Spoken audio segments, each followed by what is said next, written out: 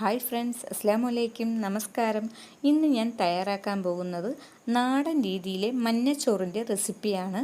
വളരെ പെട്ടെന്ന് തന്നെ പ്രഷർ കുക്കറിൽ നമുക്ക് ഈ ചോറ് എങ്ങനെ തയ്യാറാക്കാമെന്ന് നോക്കാം. മഞ്ഞച്ചോറ് തയ്യാറാക്കുന്നത് നമ്മൾ സാധാരണയായി വീട്ടിൽ ചോറ് വയ്ക്കാൻ എടുക്കുന്ന അരി ഉപയോഗിച്ചാണ് ഈ മഞ്ഞച്ചോറ് തയ്യാറാക്കുന്നത്.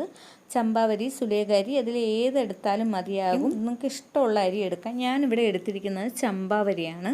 ചമ്പാവരി വെച്ചാണ് ഞാൻ ഈ മഞ്ഞച്ചോറ് തയ്യാറാക്കിയിരിക്കുന്നത്. വളരെ ടേസ്റ്റ് ആയിട്ടുള്ളൊരു ചോറാണ്. ഇത് പലരും പല രീതിയിലാണ് ചെയ്യുന്നത്. ഇത് ഞാൻ എൻ്റേതായ രീതിയിൽ ചെയ്തതാണ്.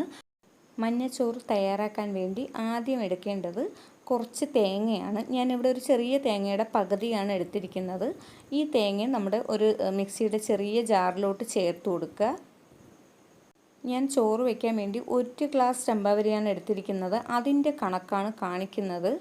അതിനു വേണ്ടി ഞാനിവിടെ തേങ്ങ ചേർത്ത് കൊടുത്തിരിക്കുന്ന മിക്സിയിലോട്ട് 1 ടേബിൾ സ്പൂൺ മല്ലിപ്പൊടി ചേർത്ത് കൊടുക്കുന്നുണ്ട്. ചെറിയ ടേബിൾ സ്പൂണിൽ 1 ടേബിൾ സ്പൂണാണ് ചേർത്ത് കൊടുത്തിരിക്കുന്നത്.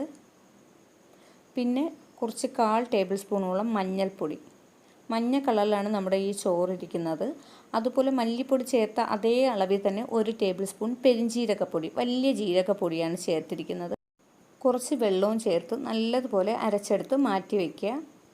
പിന്നെ ഞാനിവിടെ ഒരു ചെറിയ സവാള, കുറച്ച് ചെറിയ ഉള്ളി, 2 പീസ് ഇഞ്ചി, 1 പച്ചമുളക്, കുറച്ച് വെളുത്തുള്ളി, ഇതെല്ലാം കൂടി എടുത്തു വെച്ചിട്ടുണ്ട്.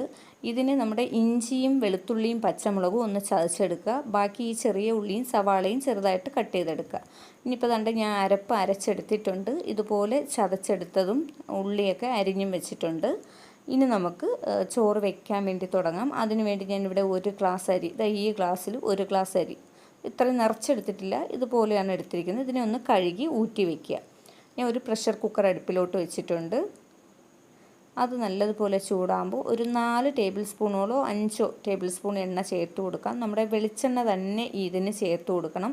എണ്ണ കുറച്ച് കൂടിയാലും വേറെ പ്രശ്നമൊന്നുമില്ല. ചോറ് ഒട്ടിപ്പിടിക്കാതെ നല്ല രീതിയിൽ കിട്ടുകയും ചെയ്യും. ഞാൻ ഒരു 4 ടേബിൾ സ്പൂണോളമാണ് ചേർത്തിരിക്കുന്നത്. അതിലോട്ട് നമ്മുടെ ചെറിയ ഉള്ളിയും സവാളയൊക്കെ കൂടെ നല്ലതുപോലെ ഒന്ന് മൂപ്പിച്ചെടുക്കാമെന്ന് വിചാരിച്ചാൽ നല്ല കരിയേണ്ട ആവശ്യമൊന്നുമില്ല. നല്ല ഒന്ന് കുഴഞ്ഞ് കിട്ടിയാൽ മതിയാകും. അതിലോട്ട് ഇഞ്ചിയും വെളുത്തുള്ളിയും പച്ചമുളകും ചതച്ചത് അതും കൂടെ ചേർത്ത് കൊടുക്കാം. നമ്മൾ തേങ്ങ അരയ്ക്കാൻ ചേർത്തതിൽ നിങ്ങൾക്ക് വേണമെങ്കിൽ ഒരു ചെറിയ പീസ് ഉള്ളിയും കൂടെ ചേർത്ത് അരയ്ക്കാവുന്നതാണ്. ഞാൻ എന്തായാലും അതിൽ ചേർത്ത് അരച്ചിട്ടില്ല. പകരം ഞാൻ ഇതിലോട്ട് കുറച്ച് അധികം ചെറിയ ഉള്ളിയൊക്കെ ചേർത്തിട്ടുണ്ട്. ഈ സവാളയ്ക്ക് പകരം നിങ്ങൾക്ക് ചെറിയ ഉള്ളി മാത്രം വേണമെങ്കിലും ചേർക്കാവുന്നതാണ്. ഈ നമ്മൾ സവാള ഒന്ന് വഴണ്ടതിന് ശേഷം ഞാൻ കുറച്ച് കറിവേപ്പില ചേർത്ത് കൊടുത്തിട്ടുണ്ട്. അടുത്തതായി കുറച്ച് ഗ്രാമ്പു, ഏലക്ക, പട്ട, ജാതിക്ക അതുപോലുള്ളത് കുറച്ച് ചേർത്ത് കൊടുക്കുക. അതും കൂടെ ചേർത്ത് നല്ലതുപോലെ ഒന്ന് ഇളക്കി കൊടുക്കുക. ഇത് ക്ലിയർ ആയിട്ടുണ്ട്. ഉള്ളിയൊക്കെ ഇത്രയും കുഴഞ്ഞ് കിട്ടിയാൽ മതിയാകും. ഇനി നമുക്കിതിലോട്ട് വെള്ളം ചേർത്ത് കൊടുക്കണം. നമ്മുടെ തേങ്ങയുടെ അരപ്പ് ചേർത്ത് കൊടുക്കണം. ഞാൻ 1 ഗ്ലാസ് എടുത്തേക്കുന്നത്, 1 ഗ്ലാസ് അരിക്ക് 2.5 ഗ്ലാസ്സാണ് ഇത് വേണ്ടത്. അതിൽ ഞാൻ അടിച്ചു വെച്ച തേങ്ങ താണ്ടി 1 ഗ്ലാസ് ചേർത്ത് കൊടുത്തു.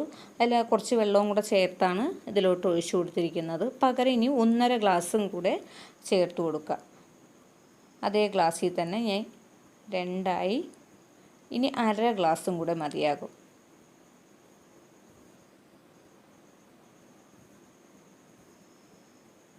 അപ്പം 1 ഗ്ലാസ് അരിക്ക് 2.5 ഗ്ലാസ് വെള്ളമാണ് ചേർത്ത് കൊടുത്തത്. ഇനി അരിയും കൂടെ വെള്ളം ഒട്ടും ഇല്ലാതെയാണ് അരിയെ നല്ലതുപോലെ ഒന്ന് കഴുകുക. നമ്മളിത് വറ്റിച്ചെടുക്കുന്നതല്ലേ, അതുകൊണ്ട് അരി നല്ലതുപോലെ ഒന്ന് കഴുകിയെടുക്കുക. അരി ചേർത്ത് കൊടുത്തതിന് ശേഷം ഉപ്പും കൂടെ ചേർത്ത് കൊടുക്കുക. 1 ഗ്ലാസ് അരിക്ക് 2.5 ഗ്ലാസ് വെള്ളമാണ് വേണ്ടത്. അതായത് തേങ്ങയുടെ ആ കൂട്ട് എല്ലാം കൂടെ ചേർത്ത് 2.5 ഗ്ലാസ്. തേങ്ങ നല്ലതുപോലെ അരഞ്ഞ് കിട്ടിയിട്ടുണ്ട്. അതുകൊണ്ട് നമുക്ക് വെള്ളം പോലെ തന്നെയാണ് ഞാൻ അതിലോട്ട് ഒഴിച്ചു കൊടുത്തിരിക്കുന്നത്. അടുത്തതായി ഇതിൽ ഒരു ചെറിയ ടീസ്പൂണിൽ കുറച്ച് ഉലുവ ചേർത്ത് കൊടുത്തിട്ടുണ്ട്. അതുപോലെ അതേ അളവിൽ കുറച്ച് നല്ല മുളക്, അതുപോലെ അതേ അളവിൽ തന്നെ കുറച്ച് ജീരകം, ചെറിയ ജീരകം, ഇത് ഇത്രയും ചേർത്ത് കൊടുക്കുക. ഞാൻ ഉലുവ ചേർത്തത് വറുത്ത ഉലുവയാണ് ഇതിൽ ചേർത്തത്. അത് വറുത്ത ഉലുവ വേണമെന്ന് നിർബന്ധമില്ല. പച്ച ഉലുവയായാലും കുഴപ്പമൊന്നുമില്ല, വറുക്കാത്തത്. അത് നിങ്ങളുടെ കയ്യിലുള്ള ഏതാണെന്ന് വെച്ചാൽ ചേർത്താൽ മതിയാകും. ഇതൊന്ന് നല്ലതുപോലെ ഇളക്കി കൊടുക്കുക. ഉപ്പൊക്കെ ഈ സമയം ഉണ്ടോയെന്ന് നോക്കുക. നല്ല തിളച്ചുകൊണ്ടിരിക്കുന്ന ഈ കുക്കറിന് ഞാൻ ഇനി അടയ്ക്കാൻ പോവുകയാണ്. വിസിൽ വെച്ചിട്ടുണ്ട്. അടച്ച് ഇനി മീഡിയം ഫ്ലെയിമിൽ, തീരെ കുറയാനും പാടില്ല കൂടാനും പാടില്ല, മീഡിയം ഫ്ലെയിമിൽ ഒരു 3 വിസിൽ കേൾപ്പിക്കുക. കേൾപ്പിച്ചതിന് ശേഷം ഓഫാക്കി ഇടുക.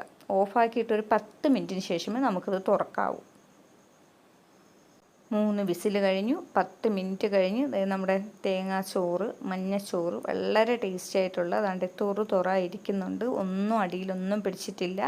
നല്ല ടേസ്റ്റായിട്ട് നമ്മുടെ മഞ്ഞച്ചോറ് തയ്യാറായിട്ടുണ്ട്. എല്ലാവരും ഇതൊന്ന് ട്രൈ ചെയ്ത് നോക്കുക. നമ്മുടെ മഞ്ഞച്ചോറ്, ചമ്പാവരിയിൽ തയ്യാറാക്കിയ മഞ്ഞച്ചോറ് എല്ലാവരും ട്രൈ ചെയ്ത് നോക്കുക.